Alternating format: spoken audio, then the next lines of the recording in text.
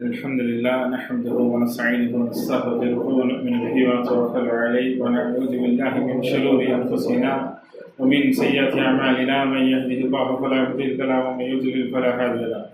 اشهد ان لا اله الا الله وحده لا شريك له واشهد ان محمدا عبد الله ورسوله. اما بعد، اللهم صل على محمد وعلى ال محمد كما صليت على إبراهيم وعلى آل إبراهيم إنك حميد مجيد. اللهم بارك على محمد وعلى آل محمد كما باركت على إبراهيم وعلى آل إبراهيم إنك حميد مجيد. قال الله تعالى في القرآن العظيم والفرقان المجيد: أعوذ بالله من الشيطان الرجيم. يا أيها الناس اتقوا ربكم الذي خلقكم من نفس واحدة وخلق منها زوجها وبث منهما رجالا كثيرا ونساء واتقوا الله الذي تساءلون به والأرحام إن الله كان عليكم رقيبا. وقال أيضا: يا أيها الذين آمنوا اتقوا الله وقولوا قولا سديدا يصلح لكم أعمالكم ويغفر لكم ذنوبكم ومن يطع الله ورسوله فقد فاز فوزا عظيما. وقال أيضا: يا أيها الذين آمنوا اتقوا الله حق تقاته ولا تموتن إلا وأنتم مسلمون. قال رسول الله صلى الله عليه وسلم: فإن أصدق الحديث كتاب الله وأحسن الهدى هدى محمد صلى الله عليه وسلم وشر الأمور محدثاتها كل محدثة بدعة وكل بدعة ضلالة وكل ضلالة في النار. பாசத்திற்குரிய சகோதரர்களே, தாய்மார்களே, அல்லாஹ்வுடைய பெரும் அருளால் பெரும் கிருபையால் தொடர்ச்சியாக நம்முடைய முஆத் இப்னு ஜபல் ரலியல்லாஹு அன்ஹுவுடைய அறிவு மேம்பாட்டு முக்கியம் என்கின்ற நம்முடைய இந்த நிறுவனத்தின் சார்பாக ஒவ்வொரு வாரமும் தொடர் பயான் நிகழ்ச்சிகளும், அதைத் தொடர்ந்து வாரம் விட்டு வாரம் திருக்குர்ஆன் தஃப்சீர் வகுப்புகளும் நடைபெற்றுக் கொண்டிருக்கின்றன. அந்த அடிப்படையிலே சென்ற வாரங்களிலே சூரா பக்ராவுடைய தஃப்சீருடைய அந்த விளக்க உரைகளை நாம் பார்த்து கொண்டிருக்கிறோம். குறிப்பாக வசன எண் 274 வரை நாம் பார்த்திருக்கின்றோம். இன்றைய தினம் இன்ஷா அல்லாஹ் 275வது வசனத்திலிருந்தே நாம் பார்க்க போகிறோம். அதற்கு ஆரம்பமாக அன்பிற்கினியவர்களே, நாம் ஒவ்வொரு வாரமும் உங்களிடம் வைக்கக்கூடிய ஒரு கோரிக்கை என்னவென்று சொன்னால், வெறுமனே இந்த வகுப்பை நாம் முறையாக பயன்படுத்த கடமைப்பட்டிருக்கின்றோம் என்ற அடிப்படையிலே ஒவ்வொருவரும் திருக்குர்ஆன் தமிழாக்கத்தோடு கையில் இருக்கும்போது பேசக்கூடிய அந்த வார்த்தைகள், கேட்கக்கூடிய அந்த செய்திகள் உங்களுக்கு மனதில் மட்டுமல்ல, குறிப்போடு பார்க்கும்போது குறிப்பாக ஆழமாக அழுத்தமாக அந்த செய்திகள் நமக்கு வரும் என்ற அடிப்படையில் தான் நாம் என்ன செய்தோம், உங்களுக்கு திருக்குர்ஆன் தமிழாக்கத்தை நீங்கள் எடுத்துக்கொள்ளுங்கள். ஓதும் போது நீங்கள் பார்க்க முடியும், அந்த தர்ஜுமாவை வாசிக்கும் போது நீங்கள் என்ன செய்ய முடியும், பார்க்க முடியும் என்று நாம் சொன்னோம். அந்த அடிப்படையிலே சகோதரிகள் வைத்திருப்பார்கள் என்ற ஒரு நம்பிக்கையோடு, அதோடு சகோதரர்கள் ஒவ்வொரு வாரமும் அதிகமாக வந்து கொண்டிருப்பதால் நீங்களும் இன்ஷா அல்லாஹ் இதை கடைபிடிக்குமாறு உங்களுக்கு ஆரம்பமாக நான் கோரிக்கை வைக்கின்றேன். அன்பிற்கினியவர்களே, இப்போ இந்த வாரத்திலிருந்து என்று கூட சொல்லலாம், இன்ஷா அல்லாஹ் தஃப்சீருடைய அந்த வகுப்பு முடியக்கூடிய ஒரு சூழ்நிலையில் ஒரு துவாவை நாம் என்ன செய்ய போகிறோம், இன்ஷா அல்லாஹ் படிக்க போகிறோம். அந்த துவாவை நான் என்ன செய்வேன், உங்களுக்கு நடத்துவேன். நீங்கள் அதை மனநிலை கடமைப்பட்டிருக்கீர்கள். அடுத்த வாரம் இந்த துவாவையும் நான் கேட்பேன். இப்படியே ஒவ்வொரு அதாவது 15 நாளுக்கு ஒரு முறை இந்த வகுப்பு நடைபெறும் போது நீங்கள் குறைந்தது ஒவ்வொரு துவாவையும் மனப்பாடம் செய்ய முடியும் என்கின்ற ஒரு நல்ல ஒரு சிந்தனையையும் நான் இன்ஷா அல்லாஹ் செய்தியும் இந்த இடத்துல நான் பதிய வைக்கின்றேன். அன்பிற்கினியர்களே, சென்ற முறை பேஜ் நம்பர் 46, அதாவது திருக்குர்ஆனுடைய பக்கத்திலே குறிப்பாக 45வது பக்கத்திலே நாம் பார்த்த விஷயங்களை பார்க்கும்போது அல்லாஹ் சுப்ஹானஹு வ தஆலா ஒரு 5 செய்திகளை நமக்கு சொல்லி காட்டினார். குறிப்பாக 45:7 செலவு செய்தலும் நேர்ச்சையும் என்கின்ற ஒரு விஷயம். அதற்கு தொடர்ந்து அல்லாஹ் வழிகாட்டுகக்கூடிய அல்லாஹ்வுடைய வழிகாட்டுதல் என்கின்ற ஒரு செய்தியை 45B பார்த்தோம். 45C ஏழைகளை கண்டறிந்து நீங்க என்ன செய்ய வேண்டும், அல்லாஹ்வுடைய பாதையில் செலவழிக்க வேண்டும் என்றும், இறுதியாக 45D என்ன செய்வோம், இரவும் பகலும் செலவழிக்கக்கூடியவர்கள். இதை குறித்து பார்க்கும்போது அலி அவர்களுடைய அந்த செய்தியை நம்ம பார்த்தோம். இப்போ இந்த வகுப்பிலே 46வது பக்கம் குறிப்பாக இதுவரை நாம் சதக்காவுடைய அந்த சிறப்புகளை பற்றும் சதக்காவுடைய அந்த மிகச்சிறந்த வசனங்களை பற்றியும் நாம் பார்த்தோம். ஆனால் இப்போது நாம் பார்க்கக்கூடிய இந்த செய்தி என்பது அதற்கு ஒரு நேர் எதிர் என்று கூட சொல்லலாம். வட்டியை பற்றி, வட்டிக்கான அந்த உதாரணங்களை எல்லாம் சொல்கின்றான். வட்டி வாங்கினால் என்ன தண்டனை, என்ன எச்சரிக்கை என்பதை எல்லாம் சொல்லி காட்டுகின்றான். அதுக்கு அடுத்தபடியாக இந்த பக்கத்தை தாண்டி 47வது பக்கத்துல கடன் பற்றி ஒரு வசனம், அது ஒரு மிக நீண்ட வசனம். இன்ஷா அல்லாஹ் அடுத்த வாரம் நம்ம பார்க்க போறோம். இப்ப இந்த பக்கத்தில் 46வது பக்கத்தில் கிட்டத்தட்ட 7 வசனங்களை இன்னைக்கு இன்ஷா அல்லாஹ் பார்க்க போறோம். குறிப்பா 275 தொடர்ச்சியாக 7 வசனம். இதுல இறுதியாக இருக்கக்கூடிய இன்னைக்கு 7வது வசனம் என்று சொல்கிறோம் அல்லவா, இந்த இறுதி வசனத்தை பொறுத்தவரை உண்மையிலேயே குர்ஆனுடைய இறுதி வசனம் தான். நபி நாசரம் வஃபாத் ஆவதற்கு முன்னால், மௌத்தாவதற்கு முன்னால் பெரும்பாலான அறிஞர்களுடைய கருத்து என்னவென்று சொன்னால், இறுதியாக குர்ஆனில் இறங்கிய வசனம் என்பது இந்த வசனம் தான் என்று சொல்கின்றார்கள். அதற்குரிய சிறப்புகளையும் அந்த விளக்கங்களையும் இன்ஷா அல்லாஹ் கடைசியில் பார்க்கலாம். 46A இன்றைய பார்க்கக்கூடிய ஒரு முதல் வசனம் வட்டியை பற்றி. 46B பார்க்கும்போது வட்டியினால் ஏற்படக்கூடிய அந்த தண்டனைகள். 46C பார்க்கும்போது அதை விட்டுவிட வேண்டும் என்கின்ற ஒரு கண்டனத்தை அல்லாஹ் சொல்லி காட்டுகின்றான். அடுத்ததாக 46B பார்த்தீங்கன்னு சொன்னா, நீங்கள் அவகாசம் கொடுங்கள், யாருக்கெல்லாம் நம்ம கடன் கொடுத்தோமோ அந்த கடனுக்கான அவகாசத்தை நீங்கள் கொடுங்கள் என்று அல்லாஹ் சொல்லி காட்டுகின்றான். இதனுடைய அந்த பின்னணி என்பது ஒரு அழகான ஒரு பின்னணியாக இருக்கிறது. அன்பிற்கினியர்களே, இத்தனை சிறப்புகளை இன்றைய தினம் இன்ஷா அல்லாஹ் நாம் பார்க்க இருக்கிறோம். முதலாவதாக பிஸ்மில்லாஹிர் ரஹ்மானிர் ரஹீம். அல்லதீன யாக்குலூன ரிபா லா யகூமுன இல்லா கமா யகூமுல் லதீ யதஹப்பதுஹு ஷைத்தான் மினல் மஸ் ذلك بأنهم قالوا إنما البيع مثل الربا وأحل الله البيع وحرم الربا فمن جاءه موعظة من ربه فانتهى فله ما سلف وأمره إلى الله ومن عاد فأولئك أصحاب النار هم فيها خالدون.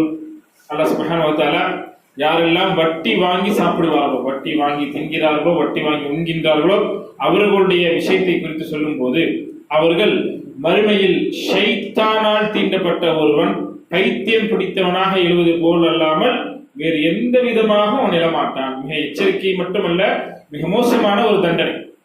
கியாமத்துடைய அந்த மறுமை நாளுடைய சம்பவம் என்பது மிகப்பெரிய ஒரு அமளிதுமலையில் இருக்கும். எல்லா மக்களும் இருப்பார்கள். ஆதம் அலைஹிஸ்ஸலாத்தில் இருந்து இறுதியாக இருந்த அந்த மனிதன் வரை அத்துணை மக்களும் இருக்கக்கூடிய அந்த மறுமை அந்த நிகழ்விலே எப்படிப்பட்ட ஒரு மனிதனாக எழுப்பப்படுவான்? இந்த உலகத்தில் வாழும் போது வட்டி வாங்கினான். வட்டி என்பது நமக்கு இன்னைக்கு என்னது சர்வசாதாரணம் ஆயிடுச்சு. வட்டியை வாங்குறோம், வட்டியை கொடுக்குறோம், வட்டிக்கு சாட்சி போறோம், வட்டி கணக்கு எழுதுறோம். இன்னும் சொல்ல போனா எத்தனையோ வட்டிகள் இருக்கு. கார்ல இருந்து, பைக்ல இருந்து, இஎம்ஐ என்று எஜுகேஷன்ல இருந்து எல்லா துறைகளிலும் இன்னைக்கு வட்டி வந்துச்சு. இப்ப ஏதோ ஒரு விஷயத்துல நாம் வட்டியில் இருக்கிறோம் என்று சொன்னால் இது சாதாரண ஒரு பாவம் அல்ல, அழிவை தரக்கூடிய 7 பெரும்பாவங்கள். அது மட்டுமல்ல, அல்லாஹ் எச்சரிக்கக்கூடிய எச்சரிக்கையை நாம் பார்த்தோம் என்று சொன்னால் இவ்வளவு மோசமான ஒரு பாவமா, மிகப்பெரிய ஒரு பாவமா என்று நினைக்கக்கூடிய அளவிற்கு இந்த வட்டி இருக்கிறது. அப்ப இந்த வட்டியை யார் சாப்பிடுவார்களோ, யார் வாங்கி உண்பார்களோ அவர்கள் எப்படி எழுவார்கள் நாளை மறுமை என்று சொன்னால், ஷைத்தானால் தீண்டப்பட்ட ஒருவன் எப்படி பைத்தியம் பிடித்தவனாக இருப்பானோ அது போல இல்லாமல் அவர் எழமாட்டார். இதற்கு காரணம் என்னவென்று சொன்னால், அப்ப காரணத்தையும் அல்ல சேர்த்தே என்ன செய்கின்றான், குறிப்பின்றான். காரணம் அவர்கள் கூறிய அந்த ஒற்றை வார்த்தை தான். என்ன சொல்லுவாங்க? நம்ம வியாபாரமும் என்னதான் வட்டியை போன்றதா? இன்னைக்கு அவர்கள் கேட்டால் ஒரு அசால்ட்ட அலட்சியமாக, ஒரு சர்வசாதாரணமாக வட்டி வாங்காதீங்க, வட்டி கூடாதுன்னு சொன்னால் வியாபாரம் வட்டி எல்லாம் ஒண்ணுதானே, இதே ஸ்டேட்மெண்ட் தான் சொல்லுவாங்க. அப்ப அல்லாஹ் அதையே சொல்லி காட்டுகிறான். காரணம் அவர்கள் நிச்சயமாக வியாபாரம் என்பது வட்டியை போன்றது என்று கூறியதனாலதான். மேலும் அல்லாஹ் சொல்கின்றான், அல்லாஹ் உங்களுக்கு வியாபாரத்தை ஹலாலதான் ஆக்கியிருக்கான். ஆனா நீங்க தான் வியாபாரத்தை வட்டியை பிரித்து பார்க்க தெரியாமல் என்ன செய்கிறீர்கள்? இது வியாபாரமும் வட்டியை போன்று என்று சொல்கிறீர்கள். அல்லாஹ் தொடர்ச்சியாக சொல்கின்றான், வியாபாரத்தை ஹலாலாக்கி வட்டியைத்தான் அல்லாஹ் ஹராமாக்கி இருக்கின்றான். மேலும் அல்லாஹ் சொல்கிறான், இருந்தும் யார் தன் இறைவனிடமிருந்து நல்ல ஒரு செய்தி வந்ததற்கு பிறகு இது மாதிரியான விளக்க வகுப்புகளில் நீங்கள் என்ன செய்கிறீர்கள், பயன்படுகிறீர்கள். எத்தனையோ உரைகள்ல, பயான்ல வட்டி பற்றி ஒரு மாநாடே நடத்தி வட்டி கூடாதுன்னு சொல்லக்கூடிய நிகழ்ச்சிகள், எத்தனையோ நிகழ்வுகள் என்ன பண்றோம், நம்ம கலந்துக்கிறோம். இப்படி எல்லா செய்திகளும் உங்களுக்கு தெரிஞ்சிருச்சு, நல்ல செய்தி நற்போதனை உங்களுக்கு வந்துருச்சுன்னு சொன்னா, வந்த பின் அதை விட்டு விலகி விடுகிறானோ அவனுக்கு முன்னர் வாங்கியது உரித்தானது. அப்ப ஏற்கனவே நீங்க வாங்கியிருக்கீங்க அப்படின்னு சொன்னா அது உங்களுக்கு தான். வாங்கினதை நீங்க திருப்பி கொடுக்கணும் அல்லாஹ் சொல்லல. ஆனா இந்த செய்தி தெரிந்ததற்கு பிறகு நீங்க என்ன செய்யக்கூடாது, கண்டிப்பாக வட்டி வாங்கக்கூடாது. மேலும் அல்லாஹ் சொல்கின்றான், அப்ப உரித்தானது என்றாலும் அவனுடைய விவகாரம் அல்லாஹ்விடத்தில் இருக்கிறது.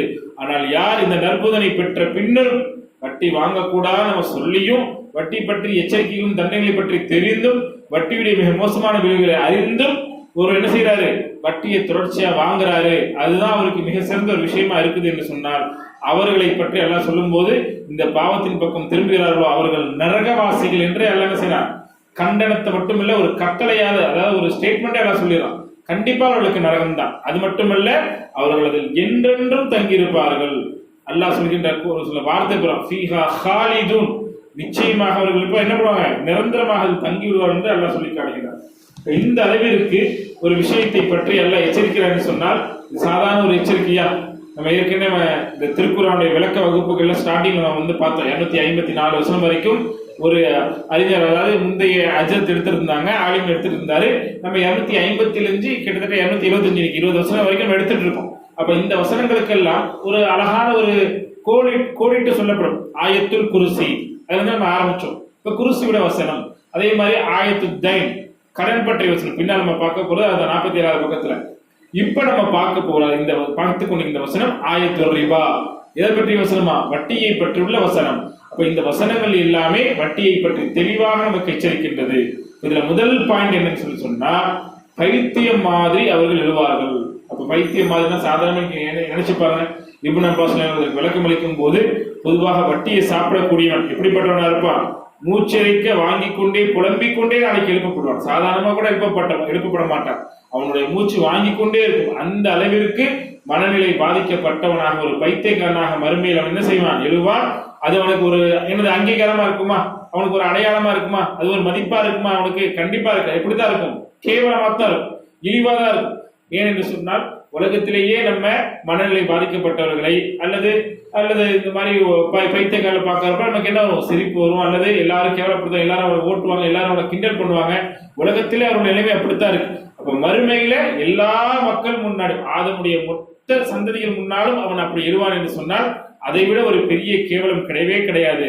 அப்ப உலகத்தை பொறுத்த வரைக்கும் சைத்தானுடைய தீண்டுதெல்லாம் என்ன, இது வந்து ஒரு சில விளக்கங்களும் அறியலாம். பொதுவா ஒருத்தனுக்கு வந்து பைத்தியம் முடிச்சிருக்குன்னா அதுலயும் சில விஷயங்களா இருக்கு. அவர் என்ன பண்ணுவாரு, பைத்தியம் முடிச்ச மாதிரி சில நடிக்கலாம் செய்வார். மனநிலை பாதிக்கப்பட்டவர்களை பார்க்கும்போது உண்மையில் மனநிலை பாதிக்கப்பட்ட ஒரு விஷயம் இருக்கும். சில பேர் அது மாதிரி நடிப்பாங்க, ஏதோ ஒரு காரியத்தை சாதிப்பதற்காக. சில நேரங்களில் உண்மையில் ஜின் தீண்டு இருக்கும். சைத்தானுடைய அந்த சந்ததிகளான ஜின்னும் என்ன பண்ணிருக்கும், தீண்டு இருக்கும். அதுக்கு மார்க்கம் சொல்லக்கூடிய இந்த ருக்கியா போன்ற குரான் வசனங்களை ஓதி அதுக்கு நிவாரணம் பண்ணலாமே தவிர, அதுல என்ன பண்ணிடக்கூடாது, நம்ம ஷிர்கை தேடி போயிடக்கூடாது.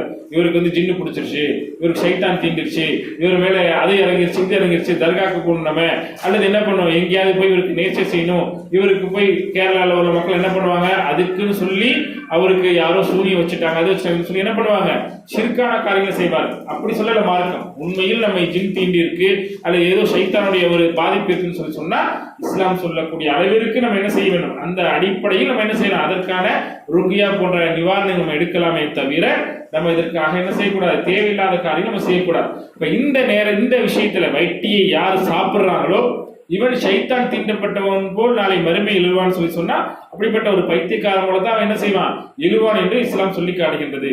அப்ப உலகத்துல வேணா சிகிச்சை எல்லாம் இருக்கு. உலகத்துல என்னது, ஹாஸ்பிட்டல்ல கொடுக்கலாம், உளவியல் ரீதியா கொடுக்கலாம், அல்லது மார்க்க ரீதியா கொடுக்கலாம். ஆனால் மறுமையில் ஒருத்தன் சைத்தான் தீண்டப்பட்ட போல எழுவான் அப்படின்னு சொல்லி சொன்னா, அங்கே அவனுக்கு சிகிச்சை எல்லாம் கொடுக்க முடியாது. அது வேற என்ன அர்த்தம், அவனுக்கு நரகம் தான். அதுவும் அல்லாஹ் சொல்லக்கூடிய ஸ்டேட்மெண்ட் ஃபீஹா ஹாலிதுன், அந்த நரகத்தில் அவன் நிரந்தரமாக இருப்பான் என்று சொல்லப்பட்டது. அப்ப இதுக்கெல்லாம் என்ன காரணம் சொன்னா, உலகத்துல அவன் சொன்ன ஒரே வார்த்தை தான். என்ன வார்த்தை, வட்டி கூடாதுன்னு நல்லா சொல்லியும் இவன் என்ன சொல்றான், வியாபாரம் போன்றதான வட்டியும் ஒரு வியாபாரம் தானே என்று அந்த மலுப்பல் தான். அது மட்டுமல்ல, இந்த வார்த்தை ஒரு சாதாரண வார்த்தை கிடையாது, அல்லாஹ்க்கு பிடிக்காத வார்த்தையே ரொம்பவும் துணிச்சலாக, ரொம்பவும் திமிராக சொல்லக்கூடிய வார்த்தையாக இருக்கிறது என்று சொன்னால், அல்லாஹ்வுக்கு ரொம்பவுமே என்ன பிடிக்காத ஒரு விஷயம் பெருமை என்பதை நாங்கள் பார்க்கிறோம். அடுத்து பார்த்தீங்கன்னு சொல்லி சொன்னா, அதுல அல்லாஹ் வரிசையா அப்படி தொடர்ச்சியா சொல்றோம். யாராவது உபதேசத்தை கேட்டு திருந்திட்டாங்கன்னா அந்த காரியம் அல்லாஹ்வுக்குரியது. இது வரைக்கும் வட்டி வாங்கிட்டு தான் இருந்தாரு, இன்றைய நாள் வரைக்கும் கூட வட்டி வாங்கிட்டு தான் இருந்தாரு. இப்ப நம்ம அந்த பாவத்தை பண்ணியிருக்க மாட்டோம். ஆனா நமக்கு தெரிஞ்ச முஸ்லீம்களே என்ன பண்ணுவாங்க, இன்னும் வட்டியெல்லாம் விடுவாங்க, அல்லது வட்டியே கொடுக்கறனால வட்டி வாங்கிட்டாதான் இருப்பான், ஏதோ ஒரு வகையில் வட்டியில் ஒரு தொடர் இருப்பாங்க. இப்ப நம்ம என்ன செய்ய வேண்டும், நம்மளும் அந்த பாவத்தில் தொடரக்கூடாது. அது மட்டும் இல்லாம என்ன செய்யணும், யாராவது நம்மளோட உறவுகளோ, நண்பர்களோ, சொந்தங்களோ, பந்தங்களோ இந்த வட்டியில இருந்தாங்கன்னு சொன்னா அவங்களுக்கு போய் உபதேசம் செய்யணும். நல்லா உபதேசிக்கிறான், அல்லாஹ் என்ன செய்யறான், எச்சரிக்கை சொல்றான், அல்லாஹ் தண்டனை இறக்குவேங்கிறான். இப்ப மிகப்பெரிய ஒரு பாவம். எனவே நீங்க வட்டியும் வாங்காதீங்க, வட்டிக்கு கொடுக்காதீங்க, வட்டிக்கு சாட்சி எழுதாதீங்க, வட்டிக்கு கணக்கு எழுதாதீங்கன்னு சொல்லிட்டு அவர்கள் பாவத்தில் நாம் என்ன செய்ய வேண்டும், உபதேசம் செய்து மீள வைக்க வேண்டும். இல்லை என்று சொன்னால் அது மிகப்பெரிய ஒரு தண்டனை என்பதற்கு பாருங்க, நபிகள் நாயகம் ஸல்லல்லாஹு அலைஹி வஸல்லம் அவர்கள் மேராஜுடைய அந்த இரவில் போகும்போது அந்த கனவுல இருந்து அப்படியே போறாங்கல்ல, ஒரு நீண்ட ஹதீஸ், சுருக்கமான ஒரு பகுதியை பார்க்கும்போது மலக்குகள் ஒவ்வொரு பகுதியா காண்பித்து கொண்டு வருவார்களாம். அந்த நேரத்துல ரத்த ஆறுன்னு சொல்லுவாங்கல்ல, இப்ப கூட சமீபத்துல நம்ம என்ன பண்ணோம், ரெட் மூணுன்னு சொல்லுவோம். அப்படின்னு என்ன பண்ணோம், சந்திர கிரகணம் வந்து அப்படியே ரத்த நிலாவா இருந்துச்சு. அப்படின்னு என்ன அர்த்தம், அப்படியே ஃபுல்லா அப்படியே ரத்த நிலா, சந்திர கிரகணத்துல சிவப்பு ரொம்ப அதிகமா இருந்துச்சு. அந்த மாதிரி சில வார்த்தைகளை சொல்லுவாங்க, அடமொழியோட சொல்லுவாங்க, அந்த அளவிற்கு பயங்கரமா இருக்குது நிலா. அதே மாதிரி உண்மையான பயங்கரம் என்ன, ரத்த வெள்ளம்ங்கிற மாதிரி, அதாவது ரத்தமான அந்த வெள்ளத்துல அப்படியே அதிகமா சிவப்பு நிற ரத்தம் சொல்லுவோம், சிவப்பு நிற ஆறு. சிவப்பு நிற அந்த ஆறை பொறுத்த வரைக்கும் ஒரு மனிதன் அதில் இருப்பான், அவன் அப்படியே கரைக்கு போவான். கரையில பாத்தீங்கன்னு சொன்னா அதிகமான கற்களை கொண்டு சேகரிக்கப்பட்டிருக்கும். இவன் போற நேரத்துல அந்த நேரத்தில் என்ன பண்ணும், கிட்ட வருவான், அவன் மேல என்ன செய்யப்படும், இந்த கற்களை கொண்டு வீசப்படும். அதனால் அவனுடைய வாயில பல்லெல்லாம் உடைக்கப்படும் என்று சொல்லப்படுகிறது. அப்ப வாயில பல்லெல்லாம் உடைக்கப்பட்ட அந்த ரத்தம் அப்படியே அதிகமா வெளியில வரும். இப்படியே தான் வட்டி வாங்கின எல்லோரும் என்ன செய்வார்கள், அந்த தண்டனைக்கு உள்ளாக்கப்படுவார்கள். ரத்த வெள்ளத்தில் அவர்கள் மிதப்பார்கள், ரத்த ஆறில் இருப்பார்கள். இவர்கள் யார் என்று சொன்னால் வட்டியை சாப்பிட்டவர்கள், வட்டியை கொடுத்தவர்கள், வட்டியை சாப்பிட்டவர்கள். வயிறு நிரம்ப, இன்னொரு ஒரு ரிவாயத்தில் நம்ம பார்க்கிறோம், அதாவது வயிறு நிரம்புற மாதிரி அவ்வளவு வயிறு ஊதி இருக்குமா, அப்படிப்பட்ட ஒரு மனிதன் இருப்பான். அப்ப அவனுக்கு அந்த பாம்பு உள்ள போயிட்டு வரக்கூடிய ஒரு சோதனை, ஒரு வேதனை, அப்படிப்பட்ட ஒரு தண்டனையும் கொடுக்கப்படும் என்று சொல்லப்படுகிறது. அப்ப அல்லாஹ் பாதுகாக்க வேண்டும். அப்ப பாம்பு உள்ளேயும் வெளியும் நம்ம வயிறுல போயிட்டு வரணும், அந்த அளவுக்கு நம்ம வயிறு வீடு மாதிரி பெருசாக ஊதிவிடும் என்பதெல்லாம் சொல்லப்படுகிறது.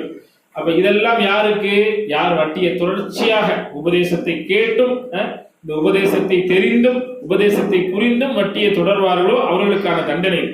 அப்ப ஒருவேளை நான் இதுக்கு முன்னாடி வட்டி வாங்கியிருந்தேன் என்று சொன்னால் அவர்களை எல்லாம் என்ன செய்யலாம், மன்னிப்பு கேட்டால் மன்னிக்கிறேன் என்று எல்லாம் சொல்லிக்கிட்டான். இஸ்லாத்துடைய உசூலுடைய அடிப்படை என்ன செய்ய வேண்டும், அவர்கள் மன்னிப்பு கேட்க வேண்டும்.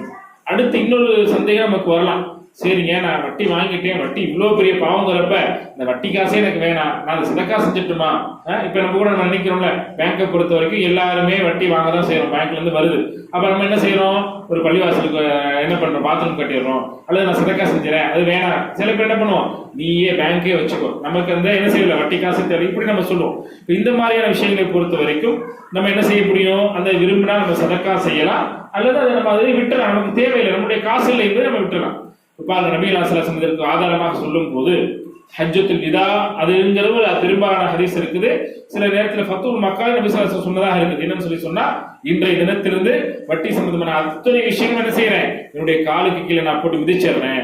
குறிப்பாக என்னுடைய உறவினர் அப்பாஸ் அவர்கள் வாங்கிய வட்டி என்ன செய்யுங்க, என் குடும்பம் தள்ளுபடி பண்ணிடுறது என்று சொல்லிடுறார். அப்ப அந்த அசல் நம்ம வாங்கிக்கலாம், ஆனா வட்டி என்ன செய்யக்கூடாது, வாங்கக்கூடாது. வட்டி வந்து தள்ளுபடி செய்கிறோம் என்று சொல்லிவிட வேண்டும். அப்ப முன் சென்றதை பொறுத்த வரைக்கும் அது நமக்கு கூடும் தான். இனிமேல் நம்ம என்ன செய்யக்கூடாது, வாங்கக்கூடாது என்பதை நம்ம பார்க்கிறோம். அப்ப இனிமேல் வாங்கினால் அது மிகப்பெரிய தண்டனை நமக்கு பெற்றுத்தரும். அப்ப வாங்கின இது வரைக்கும் செஞ்சிருக்கு, நம்ம தௌபா செஞ்சோங்கிறத பார்க்கணும். அடுத்து பாத்தீங்கன்னா அபூதாவுதுல வரக்கூடிய ஒரு ஹதீஸ் 3334வது இலக்கத்துல இருக்குது. குறிப்பா பாத்தீங்கன்னு சொன்னா, நம்ம கடனா சில பேருக்கு நம்ம கொடுக்குறோம், அதாவது வட்டிக்குன்னு கொடுக்குறோம்.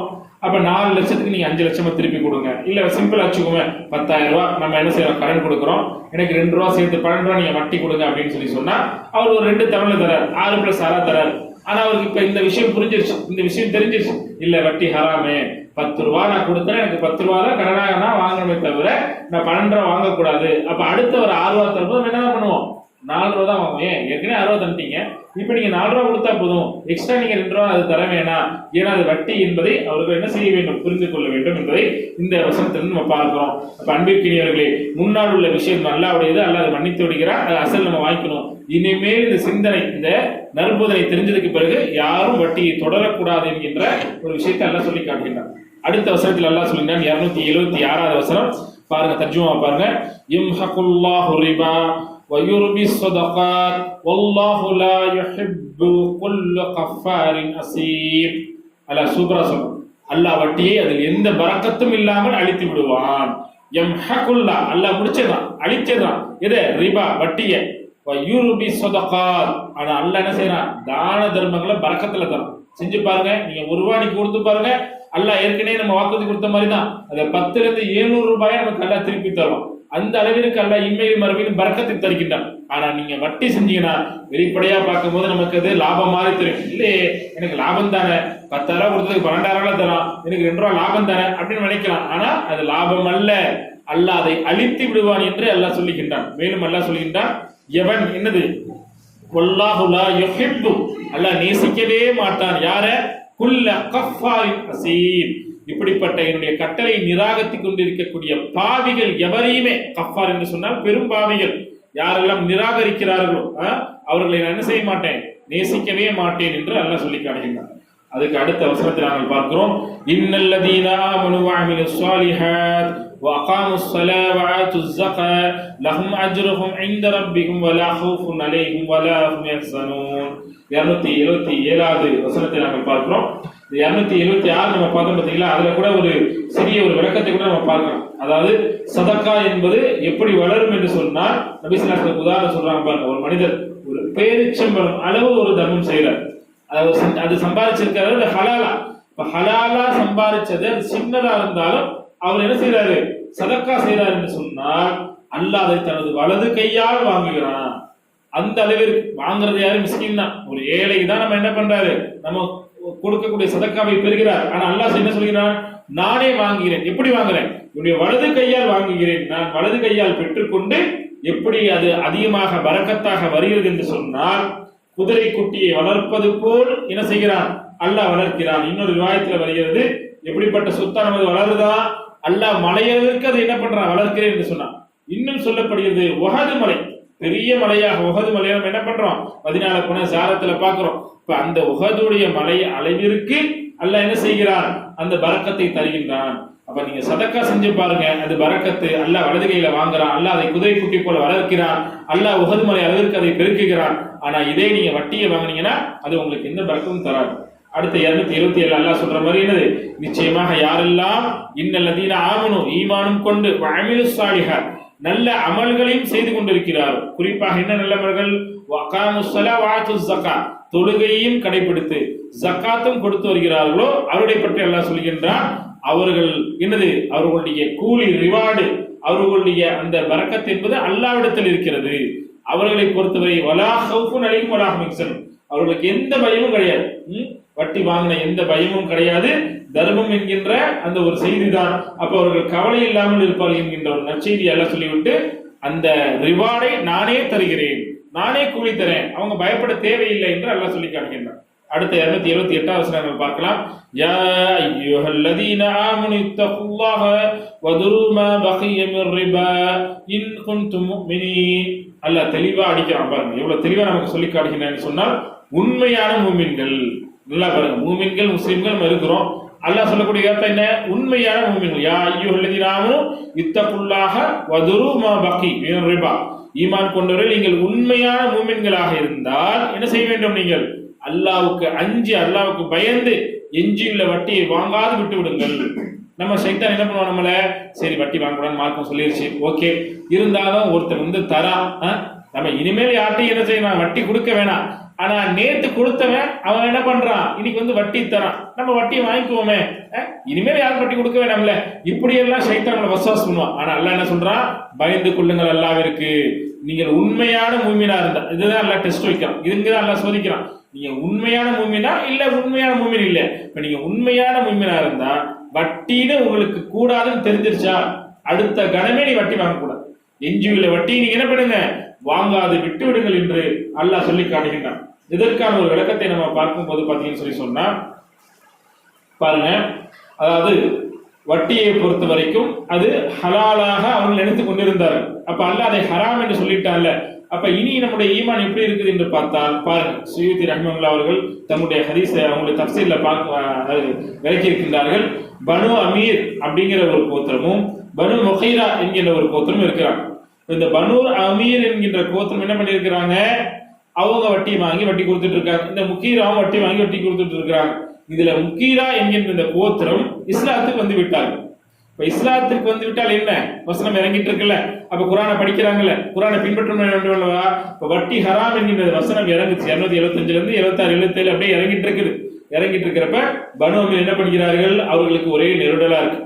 நம்ம வட்டி வாங்கிட்டு இருந்திருக்கோம், வட்டி கொடுத்துட்டு இருந்திருக்கிறோம், பனு அமீர் ஆகிய நம்ம இஸ்லாத்துக்கு வந்துட்டோம், இனி நம்ம வட்டி என்ன பண்ண மாட்டோம், யாருக்கும் கொடுக்க மாட்டோம், அதாவது வட்டி யாருக்கும் வாங்க மாட்டோம். ஆனா நம்ம கொடுக்க வேண்டிய ஒரு விஷயம் இருக்குது, பனு அமீர்னு ஒரு கோத்திரத்துக்கு நம்ம வட்டி கொடுக்கணுமே, அவங்களோட வட்டியை நம்ம கடனா வாங்கியிருக்கோமே, அவங்க வட்டியை நாளைக்கு கேட்க வருவாங்களே, என்ன பண்றது அப்படிங்கிறப்ப அவங்களுக்கெல்லாம் ஒரே நெருடலா இருக்குது. அப்போ ஒரு மசூரா பண்றாங்க, நம்ம என்ன பண்ணணும், இனி நம்ம யார்கிட்டையும் வட்டி வாங்க வேணாம், ஆனா நம்ம சில பேருக்கு வட்டி கொடுக்க வேண்டியதா இருக்கு, இதற்கு தீர்வை நபிகள் ஸல்லல்லாஹு நம்ம கொண்டு போவோம்னு சொல்லிட்டு என்ன பண்றாங்க, நபி ஸல்லல்லாஹு அலைஹி வஸல்லம் கடிதம் எழுதுறாங்க.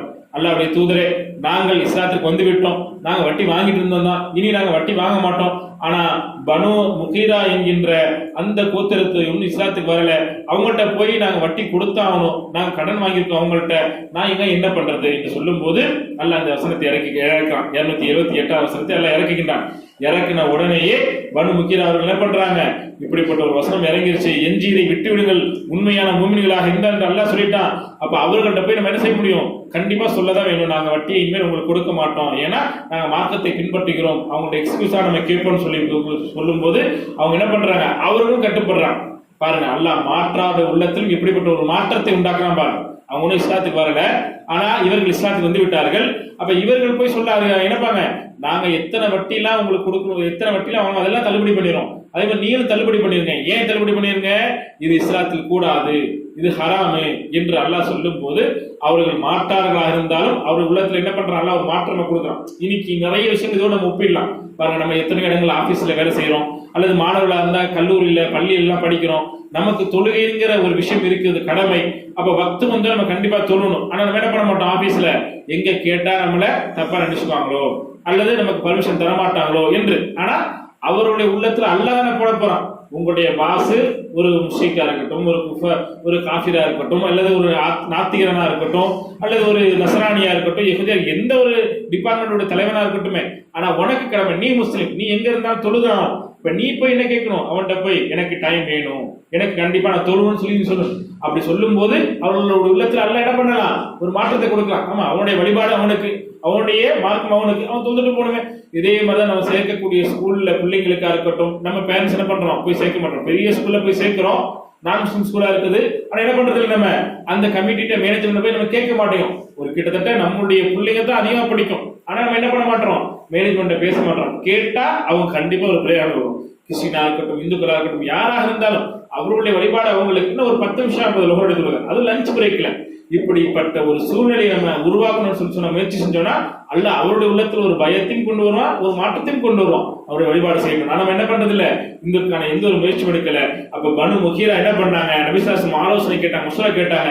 அவங்க போய் நீங்க அவங்கள்ட்ட கேளுங்க, அல்லாஹ்வுடைய கட்டளை எதுன்னு சொன்னாங்க. உடனே அவங்க என்ன பண்ணாங்க, ஏத்துக்கிட்டாங்க. அப்படியா, ஓகே, அப்ப நாங்க மார்க்கத்துல இல்லைனாலுமே நாங்களும் அதுக்கு உடன்படுறோம், கட்டுப்படுறோம், நாங்களும் என்ன பண்றது இல்ல, உங்க வட்டியை வாங்குறது இல்ல, வட்டியை கொடுக்கிறது என்று சொல்லி அவர்கள் என்ன செய்தார்கள், ஒத்துக்கொண்டார்கள். நாங்கள் பார்க்கணும் அன்பிற்கினியவர்களே, இப்படிப்பட்ட ஒரு சிறந்த விஷயங்களை நம்ம பார்க்கணும். அடுத்த வசனத்தை பாருங்க, 279. فَإِلَّمْ تَفْعَلُوا فَأْذِنُوا بِحَرْبٍ مِنَ اللَّهِ وَرَسُولِهِ فَإِن تُبْتُمْ فَلَكُمْ رُءُوسُ أَمْوَالِكُمْ لَا تَظْلِمُونَ وَلَا تُظْلَمُونَ. மிக முக்கியமான ஒரு வசனம். வட்டியை பற்றி பேசக்கூடிய எந்த ஒரு அறிஞர்களும், எந்த ஒரு அழைப்பாளர்களும், அல்லது நாமே பிறருக்கு இந்த வட்டியுடைய எச்சரிக்கை சொல்வதாக இருந்தா இந்த வசனத்தை நம்ம மேற்கோள் காட்டாம இருக்க முடியாது. கண்டிப்பாக மேற்கோள் காட்டும். ஏன் அல்லாஹ் சொல்லக்கூடிய அந்த மிக கடுமையான அர்த்தம், ஹர்பி மினல்லாஹி வ ரசூலி, அல்லாஹ்வுடையும் அல்லாஹ்வுடைய தூதரோடும் நீங்க போர் செய்ய அப்படிங்கிற மாதிரி பாருங்க. இவ்வாறு நீங்கள் செய்யவில்லை என்றால் அல்லாஹ்விடம் எப்படி, நீ வட்டிய வாங்காம விட்டுரு, எஞ்சில விட்டுரு நல்லா சொல்லிட்டான். நீ ஒருவேளை நீ வட்டியை வாங்குவேன்னு அடம் பிடிச்சீங்கன்னா நீ ரெடியா இருந்துக்க. எப்படிப்பட்ட ரெடி, அல்லாஹ்விடமிருந்தும் அவனுடைய தூதரிடமிருந்தும் போர் அறிவிக்கப்பட்டு விட்டது என்பதை நீங்கள் அறிந்து கொள்ளுங்கள். நீங்கள் தௌபா செய்து இந்த பாவத்திலிருந்து மீண்டு விட்டால் உங்கள் பொருட்கள் அசல் உங்களுக்கு தான். என்னது, அப்படித்தானே?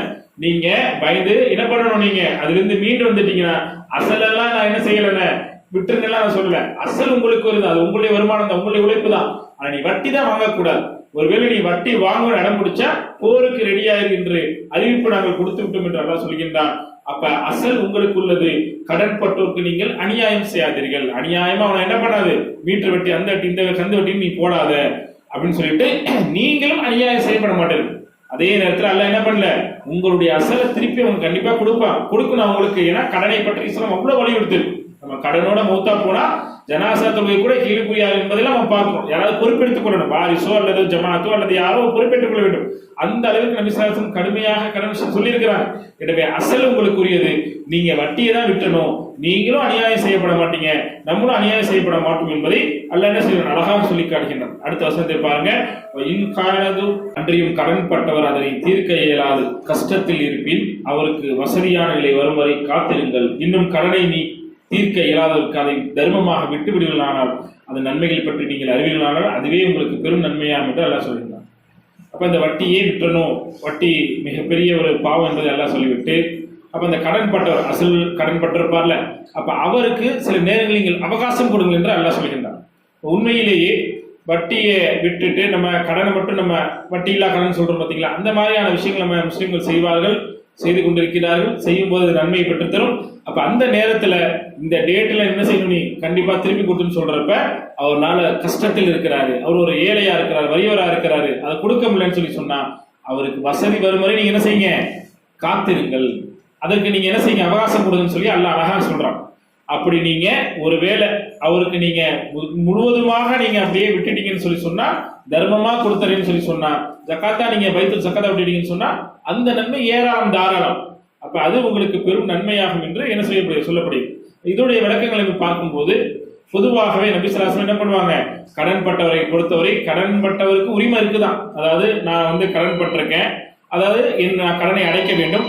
அதே நேரத்தில் கடன் கொடுத்தவர் நம்மகிட்ட கடனை கரெக்டாக அந்த டைரக்டில் கேட்கிறப்ப சில நேரங்கள் ஒரு வார்த்தையை விட்டா கூட நம்ம பொறுமையாக தான் இருக்கும். நபி ஸல்லல்லாஹு அலைஹி வஸல்லம் கூட கடன் பட்டார்கள். அப்ப யூதர்கள்ட்ட என்ன பண்ணாங்க, அடமானமா அவர்கள் கேடையெல்லாம் வச்சிருந்தாங்கன்னு நம்ம பார்க்கணும். அப்ப அவங்கள்ட்ட ஹார்ஷா கேட்கிறப்ப அதை நம்ம தீர்க்க முடியல அப்படின்னு சொல்லி சொன்னா நம்ம பொறுமையா தான் இருக்கணும், கண்டிப்பா தீர்க்கணும். அவர்கள் திட்டினா கூட நம்ம திட்டு வாங்கிக்கணும். அதே நேரத்தில் அவர்களுக்கு மார்க்கம் என்ன சொல்லுது, எப்ப அவன் தான் கொடுக்க முடியல, அவன் தான் அவகாசம் கேட்கிறான, அவன் தான் ஏழையா இருக்கான, அவன் தான் மிஸ்கினா இருக்கான, நீ அவகாசம் கொடு. நீ அப்படி அவகாசம் கொடுக்கும் போது சில நேரங்களிலே சில ஹதீஸ்ல நம்ம பார்க்கிறோம், ஒரு நாள் அவகாசம் நம்ம விட்டோம்னு சொல்லி சொன்னா நம்ம அன்னைக்கு தர்மம் செஞ்சோம்னா நம்ம கிடைக்கும். 2 நாள் அவகாசம் கொடுக்கணும், நம்ம எப்படியாவது வாங்க தான் போறோம், திருப்பி கண்டிப்பா அசல வாங்க தான் போறோம். ஆனாலும் நம்ம அவகாசம் கொடுத்துட்டே இருப்போம். எத்தனை நாள் நம்ம அவகாசம் கொடுக்குறோம் அத்தனை நாளும் தர்மம் செஞ்ச நன்மை இஸ்லாம் பெற்றது. ஒருவேளை முழுவதுமாக நீங்க வேண்டாம் விட்டுட்டீங்க அப்படின்னு சொல்லி சொன்னா அது தர்மமா நீங்க விட்டால் அதனுடைய நன்மை இன்னும் அதிகமா இருக்குது என்று அல்லாஹ் அழகா நமக்கு சொல்லி காட்டுகின்றான். எனவே கடன் பட்டவர்களுக்கு நாம் கண்டிப்பாக அவகாசம் தர வேண்டும். அவகாசம் கொடுப்பது என்பது நமக்கு அதிகமாக சதக்காவுடைய நன்மையை பெற்றுத்தரும். இன்னைக்கு கடைசி வசனம் 7வது வசனம் நம்ம சொன்ன ஆரம்பத்திலேயே இஸ்லாத்துடைய இந்த குர்ஆனுடைய இந்த விஷயத்தை பொறுத்த வரைக்கும் கடைசியா இறங்கிய வசனம் எதுனா இதுதான். நம்ம நினைக்கிறோம் சூரத்து நாஸ் தானே குர்ஆன்ல கடைசியா இருக்கு, அதுதானே கடைசியா இருந்துச்சு, அப்படி இல்லை, அப்படி இல்லை. அது நம்மளாம் என்ன பண்ணியிருக்கோம், வரிசையை வச்சிருக்கோம். அதே மாதிரி அல்ஹம்து சூரா தானே முதல்ல இருக்கு, அல்ஹம்து சூரா தான் முதல்ல இருந்துச்சா, கிடையாது. 96வது அத்தியாயம் இக்ரா பிஸ்மி ரப்பிக்கல் லதீ ஹலக், அதுதான் முதல்ல இறங்கிய வசனம். அப்ப இனி உண்மையிலேயே இந்த வசனம் 2வது அத்தியாயத்துடைய 281வது வசனம் தான் இறுதியாக இறங்கிய வசனம் என்று பெரும்பாலானவர்கள் சொல்கின்றார்கள். அது என்ன அர்த்தம் பாருங்க, அதுல எல்லாம் அழகா சொல்லி முடிக்காம வத்தகு யௌமன் துர்ஜஊன் ஃபீஹி இலல்லாஹ் சும்ம துவஃபா குல்லு நஃப்ஸின் மா கஸபத் வஹும் லா யுலமூன். வத்தகு யௌம், அல்லாஹ் சொல்கிறான் அந்த நாளை நீங்கள் பயந்து கொள்ளுங்கள். உண்மையிலேயே மறுமை நம்பிக்கை நமக்கு ரொம்ப அவசியம். நம்முடைய ஈமானுடைய 6 கடமைகள், ஆமன்து பில்லாஹி வ மலாயிகத்திஹி வ குதுபிஹி வ ருசுலிஹி வல் யௌமில் ஆஹிர், ஆஹிரத்தை நம்புவது, வல் கத்ரி கைரி வ ஷர்ரிஹி மினல்லாஹ் தஆலா, அதுவே விதி நம்புவது 6வது கடமை. அப்ப 5வது என்பது மறுமை என்பது கண்டிப்பாக ஒவ்வொருவருக்கும் அவசியம் இருக்கும். இன்னைக்கு நம்ம ஒரு சின்ன ஒரு தப்பு செஞ்சாலும் நம்ம ஏன் பயப்படுறோம், மறுமை ஒண்ணு இருக்கிறது, நம்ம மௌத்துக்கு பிறகு ஒரு வாழ்க்கை இருக்கிறது. அந்த மறுமையில கண்டிப்பா நம்ம செஞ்ச எல்லா விஷயத்தையும் என்ன செய்வான் அல்லாஹ், சும்ம லதுஸ்அலுன யௌமைதின் அன்னை, ஒவ்வொரு நியாமத்தை பற்றி எல்லாம் விசாரிப்பாங்கிறப்ப எல்லாமே கேள்வி கணக்கு உட்பட்டதுதான். அப்ப கண்டிப்பா மறுமை என்பது இருக்கிறது. அப்ப அந்த நாளை நீங்கள் அஞ்சி கொள்ளுங்கள் என்று சொல்லி அல்லாஹ் அழகாக முடிக்கிறான் பாரு. நபி ஸல்லல்லாஹு அலைஹி வஸல்லம் வஃபாத்தாகிறதுக்கு முன்னாடி இந்த வசனம் இறங்குச்சு. இந்த வசனத்துக்கு அப்புறம் நபி ஸல்லல்லாஹு அலைஹி வஸல்லம் வஃபாத்தாட்டாங்க, அதுக்கப்புறம் வசனம் இறங்கல, அதோட குர்ஆன் முடிந்து விட்டது. அப்ப வத்தகு யௌமன், அல்லாஹ் சொல்கின்றான் பயந்து கொள்ளுங்கள், மா துர்ஜஊன், நீங்கள் அனைவரும் என்ன செய்வீங்க, ஃபீஹி இலல்லாஹ், அல்லாஹ்விடத்தில் தான் ரிட்டர்ன் வரப்போறீங்க, எல்லாமே அல்லாஹ்விடத்தில் தான் மீட்கப்படுவீர்கள்.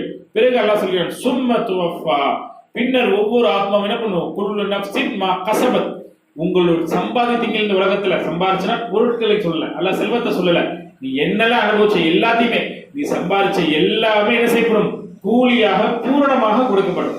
நம்ம செஞ்ச ஒரு நன்மை கூட எல்லாம் என்ன செய்ய மாட்டான், விட்டு வைக்க மாட்டான். இன்னைக்கு செப்டம்பர் 20ஆம் தேதி சனிக்கிழமை எத்தனையோ வேலைகள் இருந்தும் நம்முடைய இந்த முஆத் இப்னு ஜபல் அறிவு மேம்பாட்டு மையத்துடைய இந்த மார்க்க சொற்பொழியில உட்கார்ந்து ஒரு 35 நிமிஷம் உட்கார்ந்துருக்கோம்னா இதற்குரிய கூலி அல்லாஹ் நிறைவாக நிரப்பமாக அல்லாஹ் நமக்கு தரும். மாற்று கருத்தே இல்லாம அந்த அளவிற்கு அல்லாஹ் எல்லா நன்மைக்கான கூலியும் பூரணமாக கொடுப்பான். அந்த கூலி வழங்குவதில் அல்லாஹ் எப்படி சொல்லி காட்டுறான் பாருங்க. நீங்க பயப்படவே தேவையில்லை, நீங்க என்ன செய்ய தேவையில்லை, அச்சப்படவே தேவையில்லை. உலகத்தில் இருக்கிறவங்க தான் என்ன பண்ணுவாங்க, முதலாளியா இருக்கட்டும் அல்லது தொழிலாளர் இருக்கட்டும், கூலி தருவாங்களா இல்லையா, குறைச்சு தருவாங்களா இல்லையா என்ற ஒரு சந்தேகம் வரலாம், ஒரு பயம் வரலாம், ஒரு அச்சம் வரலாம். ஆனா ரப்புல் ஆலமீன் நம்ம எஜமான் என்ன செய்ய மாட்டான், கூலி வழங்கப்படுவதில் அவன் அநியாயமே செய்யப்பட மாட்டான். எனவே நம்ம என்ன செய்யப்பட வேண்டும், நம்பிக்கை இழக்கக்கூடாது என்கிறதுல அழகா அல்லாஹ் சொல்லி காட்டுகின்றான். எனவே இன்றைய வகுப்புல கிட்டத்தட்ட 7 வசனம் நம்ம பார்த்திருக்கிறோம். வட்டியுடைய வசனங்கள் தான் அத்தனையும். கடைசியாக அல்லாஹ் சொல்லும் போது அந்த கடனை பற்றி அல்லாஹ் சொன்னா, கடனுக்கு நீங்க அவகாசம் கொடுங்க, அவகாசம் கொடுத்தா உங்களுக்கு நன்மை இருக்குது. இறுதியாக இருக்க அந்த வசனத்தையும் அல்லாஹ் பார்த்தான், கூலி வழங்குவதே அவன் சிறந்தவன், கண்டிப்பாக நம்முடைய கூலி குறைக்கப்படாது என்பதை அல்லாஹ் சொல்லி காட்டுகிறான். இதுக்கு அடுத்த பக்கம் என்பது பார்த்தீங்கன்னு சொன்னா கடனை பற்றி எல்லாம் சொல்றான். அதான் சொல்லுவாங்க ஆயத்துல் தைன் என்று சொல்லக்கூடிய கடன் பற்றி மிக நீண்ட ஒரு வசனம். இன்ஷா அல்லாஹ் நாடினால் அடுத்த வகுப்பில் நம்ம இதை பார்க்கலாம். எனக்கு அன்பிற்கினியவர்களே, இந்த விளக்கங்களை நம்ம பார்த்துருக்கிறோம். இதை அப்படியே இன்றைய கிளாஸோட முடிச்சிடக்கூடாது. இன்ஷா அல்லாஹ் மகரிப் பிறகு டைம் இருக்கா, அல்லது நைட்டு நீங்க தூங்கும் போது தூக்கம் வரலையா, அல்லது உங்களுக்கு சில நேரங்கள்ல குர்ஆன் படிக்கணும்னு ஆசை இருக்குதா, அப்ப இன்னைக்கு என்ன பார்த்தோம், இன்னைக்கு 7 வசனம் பார்த்தோம், ஒவ்வொரு வருஷத்துக்கு என்ன என்ன சொல்லப்பட்டிருக்கு, சொந்த விளக்கமே இருக்கு, அப்ப நம்ம வட்டியில இருந்திருக்கோமே, வட்டி வாங்கியிருக்கோமே, எல்லாம் மன்னிக்கணுமே, அப்ப இனிமேல் நம்ம வட்டியை வாங்கக்கூட உறுதியா இருப்போம். நாளைக்கு மறுமையில என்னது அந்த போர் பிரகடனத்தை பொறுத்து மறுமையில எழுப்பப்படுவாங்க. இப்னு அப்பாஸ் விளக்கத்தை பொறுத்த வரைக்கும் எப்படி உலகத்துல அறிவிக்கப்பட்டதோ அதே மாதிரி மறுமையில செய்யப்படுவான். அல்ல யாரெல்லாம் வட்டி வாங்கினீங்க, எப்படி சைத்தானா தீண்டப்பட்டவனா பைத்தியம் எழுவாங்களோ அதே மாதிரி அவர்கள் அல்லாஹ்விடத்தும் அல்லாஹ் நீங்க ஒன்னும் சொல்லியும் தெரிஞ்சும் நீங்க அந்த வசனம் இறங்கியதுக்கு பிறகு திருந்தல, அதனால தான் இப்ப இங்க நிக்கிறீங்க, அப்ப இப்ப போர் செய்து தயாராங்க அப்படின்னு அல்லாஹ் சொல்லும் போது, போர்னா அங்க போய் என்ன பண்ணுவாங்க, ஆயுதம் கொடுப்பாங்களா, போரா அப்படி கிடையாது. அந்த அளவு ஒரு பதற்றம், பீதி, பயம், அச்சம் எல்லாம் பிடிச்சிடான், பிடிப்பான் கண்டிப்பா நரகந்தா அப்படிங்கிறது அங்க உறுதி செய்யப்பட்ட ஒரு விஷயமா இருக்கும் என்பதையும் நம்ம சில தஃசீல்ல பார்க்கணும். அன்பிற்கினியவர்களே, இன்றைய துவாவை பொறுத்த வரைக்கும் நேரமின்மையான சிறிய துவா, சிம்பிளான துவா, அதே நான் சொல்லிடுறேன். இன்ஷா அல்லாஹ் எல்லாருக்கும் அது தெரிஞ்ச துவா தான், மாற்று கருத்தே இல்லை. ஆனா அதுல எந்த அளவு அலட்சியமா இருக்குங்கிறது தான் ஒரு முக்கியமான விஷயம். அல்லாஹ் நபி ஸல்லல்லாஹு அலைஹி வஸல்லம் அவர்கள் அடிக்கடி கேட்ட துவாக்கள்ல தலையான ஒரு துவா, ரப்பனா ஆதினா ஃபித் துன்யா ஹஸனா வ ஃபில் ஆখিরাতি ஹஸனா வ கினா அஸாபன்னார். ரப்பனா என்னுடைய இறைவா என்ன பண்ணுங்க, ரப்பனா ஆதினா ஃபித் துன்யா, இந்த இம்மையும் சரி மறுமையும் சரி எங்களுக்கு என்ன செய்யுங்க, ஹஸனத் நல்லதே கொடுங்க, வ கினா அஸாபன்னார் மேலும் நரகத்தில் எங்களை பாதுகாத்துக் கொள்ளுங்கள் என்று ஒவ்வொரு முறையும் நபி ஸல்லல்லாஹு அலைஹி வஸல்லம் கேட்டிருக்காங்க. அடிக்கடி கேட்ட துவாக்களை நபி ஸல்லல்லாஹு அலைஹி வஸல்லம் தான் கேட்டிருக்காங்க. இதுல எல்லாமே அடங்கியிருக்கு. உலகம் அடங்கியது, துனியா அடங்கியது, எல்லா உலகத்தில் நன்மை கொடு, ஆகிரத்தில் நீ நன்மை கொடு, ஏன்னா நரகத்தில் நீ காப்பாத்து. இதுதான் நம்மளுடைய இலக்கா இருக்குது. எனவே இந்த துவாவை நம்முடைய 5 நேர தொழுகையிலும் கேட்க வேண்டும். நம்ம எந்த ஒரு நன்மையான செய்தியை செஞ்சாலும் என்ன செய்யணும், நம்ம கேட்க வேண்டும். நபி ஸல்லல்லாஹு அலைஹி வஸல்லம் அதிகமாக கேட்ட துவாக்கள்ல இது ஒண்ணு. வரக்கூடிய நாட்கள்ல நமக்கு தெரியாத நிறைய துவாவை படிப்போம், நிறைய கேட்போம் இன்ஷா அல்லாஹ். இன்னும் இன்னைக்கு டைம் இருந்துச்சுன்னு சொல்லி சொன்னா நபி ஸல்லல்லாஹு அலைஹி வஸல்லம் பற்றி ஒரு சிறிய ஒரு பயானை நம்ம சொல்லணும்னு நினைச்சிருந்தோம். ஆனா அசரு பாங்க சொல்லிட்டாங்க, 5-10 நிமிஷம் நம்ம ரெடியாகும் என்ற அடிப்படையில இன்ஷா அல்லாஹ் வரக்கூடிய நாட்கள்ல தப்சீரோட சேர்ந்த துவாவையும் ஒரு சிறிய பயானை நம்ம கேட்போம். அல்லாஹ் ரப்பு சுப்ஹானஹு வ தஆலா நம்முடைய இந்த எல்லா அமல்களையும் ஏற்றுக்கொண்டு அதற்கான அந்த கூலியை வெகுமதியை அதாவது நிறைவாக நிரப்பமாக தர வேண்டும். ரப்பனா ஆத்தினா ஃபித் துன்யா ஹஸனா வ ஃபில் ஆখিরাতি ஹஸனா வ கினா அஸாபன்னார். யா முகல்லிபல் குலூப் ஸபித் கல்பி அலா தீனிக். உள்ளங்களை புரட்டக்கூடிய ரப்பே எங்கள் உள்ளங்களை ஒரு மார்க்கத்திலேயே நிலைத்திருக்க செய்வாயாக. அல்லாஹும்ம தவஃபனி முஸ்லிமன் வ அல்ஹிக்னி பிஸ்ஸாலிஹீன். யா அல்லாஹ் எங்களை முஸ்லிம்களாகவே மன்னிக்க செய்வாயாக, நல்ல அடியாரோடு சேர்த்து நாளை மறுமையில் எழுப்புவாயாக. வ ஆகிரு தஅவானா அனில் ஹம்துலில்லாஹி ரப்பில் ஆலமீன். சுப்ஹானக அல்லாஹும்ம வ பிஹம்திக அஷ்ஹது அன் லா இலாஹா இல்லா அன்த அஸ்தக்ஃபிருக வ அத்தூபு இலைக்.